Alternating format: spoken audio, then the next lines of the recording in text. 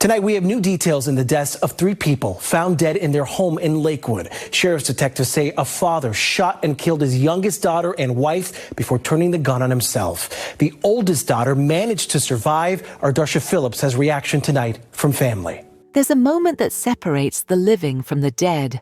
Sometimes it's luck. Sometimes it's fate. Sometimes it's a father's bad aim. On a Thursday morning in Lakewood, California, a 19-year-old girl woke up to the sound of gunshots in her own home. Her father, 52-year-old Hector Alfaro, had already killed her mother, already killed her 17-year-old sister. Now he was coming for her. He pointed the gun. He pulled the trigger. He missed. Pulled it again. Missed again. And in those misses, one daughter survived to tell a story no child should ever have to tell. This is what happened when a family's worst nightmare became reality. When the clock strikes midnight, the truth comes out. I'm 12 a.m. crime, and every single day I bring you real cases of domestic violence that turn deadly. The stories the system tried to bury, the victims who deserve justice. If you're about that raw, unfiltered truth, hit subscribe. New case drops every day at midnight. Don't sleep on justice. This is 12 a.m. crime. Lakewood, California. You know how people describe their neighborhoods? Safe, quiet, the kind of place where nothing ever happens.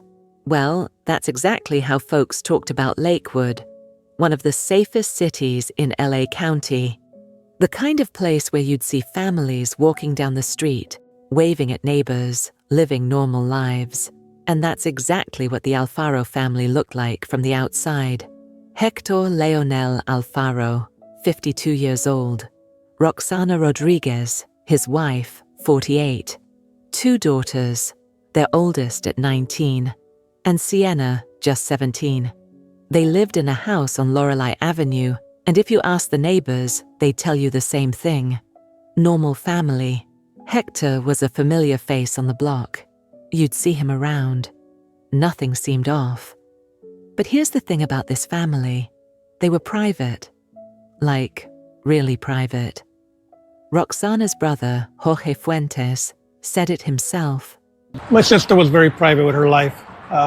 Nothing that we can think of at this point. They kept to themselves. They didn't air out their business. And because of that, nobody, not the neighbors, not even family, saw what was coming. Sienna, the 17-year-old, people say she might have gone to Mayfair High School, right down the street from their house. A teenager living her life, going to school, coming home, existing in what should have been a safe space. The oldest daughter, 19 years old, living in that same house, sleeping in her childhood bedroom, probably had dreams, plans, a whole future ahead of her. And Roxana and Hector? They'd built a life together, had these 2 girls, created what looked like a home. But girl, what happens behind closed doors isn't always what people see on the street. Thursday morning, just before 8 a.m. Now, we don't know what happened in the hours before the sun came up that day. We don't know if there was an argument. We don't know if something had been building for days, weeks, months.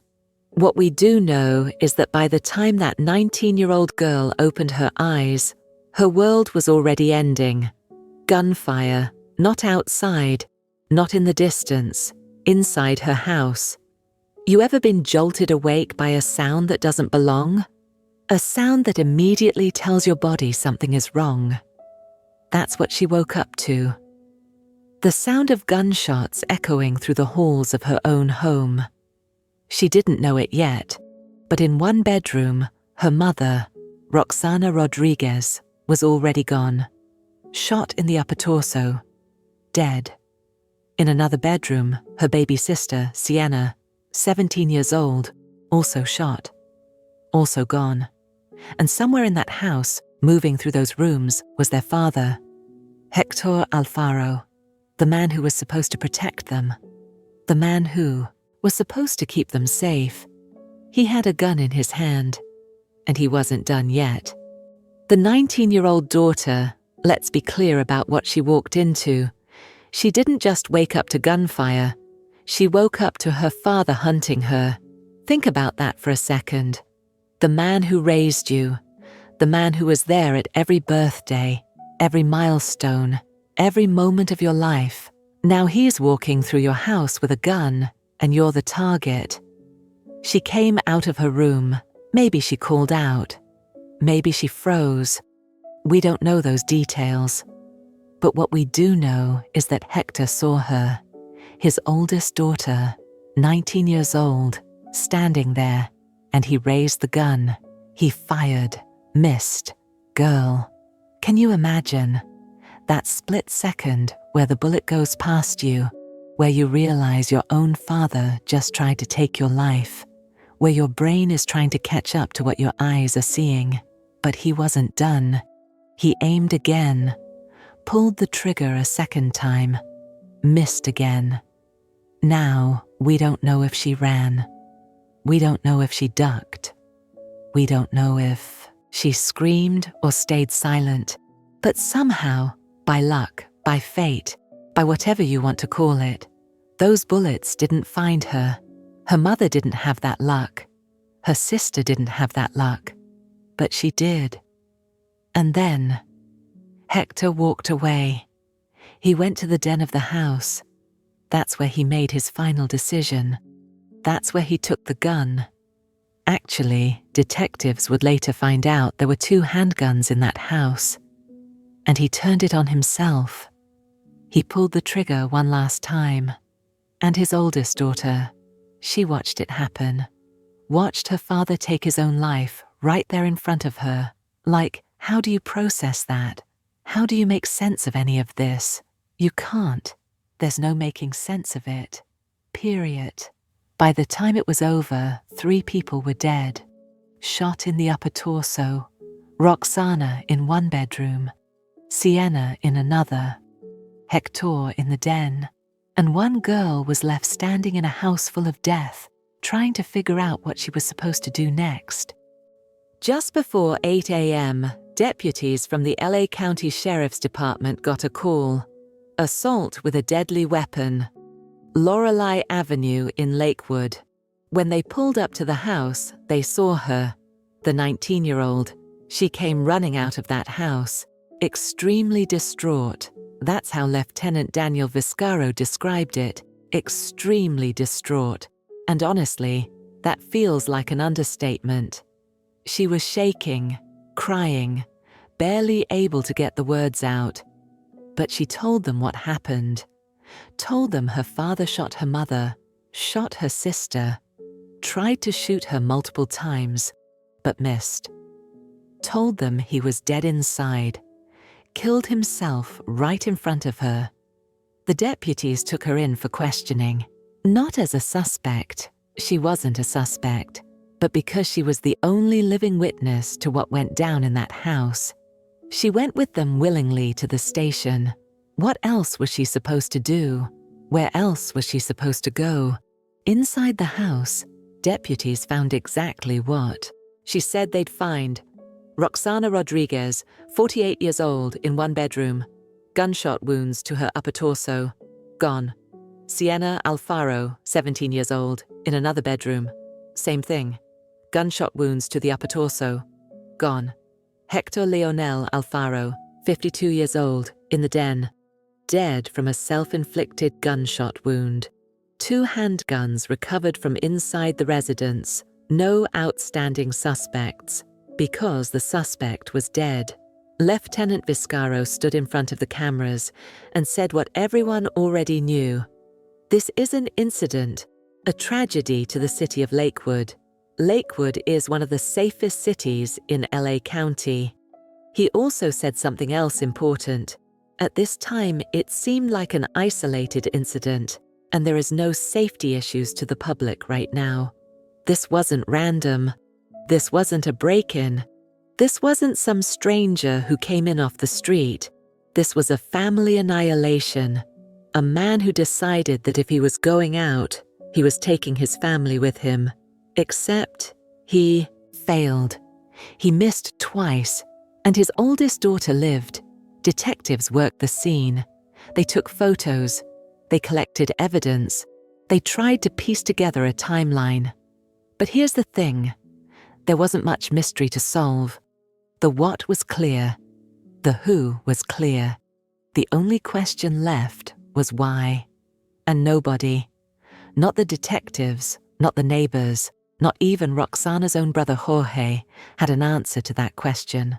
Jorge Fuentes stood outside that house, devastated. This was his sister, his niece, and he had no idea what could have led to this. He told reporters, "My sister was very private with her life. I mean, nothing that we can think of at this point. Nothing they could think of. No warning signs, no red flags, no clue. Moving on to the neighborhood, because the ripple effect of this thing spread fast. Yellow crime scene tape wrapped around the house, deputies everywhere, news cameras, and neighbors standing behind that tape, trying to make sense of what just happened." Jonathan, this has really rocked this community. So many trying to understand what could have led up to these tragic events, a father shooting and killing his wife and daughter. Friends say this is a picture of 48-year-old Roxana Rodriguez and her 17-year-old daughter, Sienna Alfaro. They were found shot to death in two separate bedrooms of this home on Lorelei Avenue in Lakewood. Roxana's husband and Sienna's father, 52-year-old Hector Alfaro, was found dead in the den of the home. According to sheriff's deputies, the couple's 19-year-old daughter woke up to gunfire just before 8 o'clock Thursday morning. She told deputies her father shot her mother and sister, tried to shoot her several times but missed, and then turned the gun on himself, taking his life in front of his daughter. Luckily, she was a survivor of this tragedy. And it's just trying to deal with the consequences of their father's doing. Jorge Fuentes is the teen's uncle and brother of Roxana. He says he has no idea what may have happened that could have led to this. My sister was very private with her life. Nothing that we can think of at this point. A memorial by the house continues to grow, the community and loved ones grieving and trying to cope with losing two people in such a violent way. It's hard to process pain, anger. Hard to understand how a person that's supposed to be a protector and a father to those girls could have done something so hideous. Detectives have not released a motive for the crime, but say two handguns were recovered from the home. In Lakewood, I'm Darsha Phillips, NBC4 News. There is no arrest in this case. There is no trial, because the person responsible is dead. The surviving daughter was never considered a suspect. She was a victim, a witness to the worst moment of her life. She cooperated with detectives, gave her statement, and then, what? What do you do after that? You go on living, I guess. Somehow, even though your mother is gone, your sister is gone, your father is gone, and you're left carrying the weight of all of it. 2 handguns, 3 bodies, 1 survivor. That's the math of the Alfaro family tragedy. But numbers don't capture what was really lost that Thursday morning in Lakewood. A mother who kept her life private, a 17-year-old girl who should have been worrying about homework and prom, not dying in her own bedroom, and a 19-year-old who will spend the rest of her life replaying those moments, the gunshots, the misses, her father's final act. The memorial outside the house on Lorelei Avenue kept growing. The community kept grieving. And somewhere, that surviving daughter is trying to figure out how to move forward when everything behind her is horror. Jorge Fuentes, Roxana's brother, said it best. It's hard to process pain, anger, hard to understand how a person that's supposed to be a protector and a father to those girls could have done something so hideous. So hideous. That's the only way to describe it, because what else do you call it when the person who's supposed to love you most becomes the person who tries to destroy you. There's no closure here, no justice, just loss. And one girl left standing, trying to make sense of a morning that will never make sense. If you made it this far, I appreciate you being here. These stories aren't easy to tell, and they definitely aren't easy to hear. But they matter. These victims matter, and we're not going to forget them. If this story affected you, whether it made you angry, sad, or just left you with questions, drop a comment below. Let me know your thoughts. And if you know someone who needs to hear stories like this, share it with them. Sometimes awareness is the first step to change. Hit that like button if you want to see more cases like this.